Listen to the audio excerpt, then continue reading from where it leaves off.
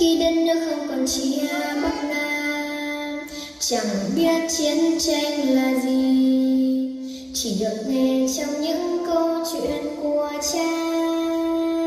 Tôi lớn lên khi tháng tháng không còn lo phiếu tem, không biết bó là gì, chỉ còn lại trong những ký ức của mẹ.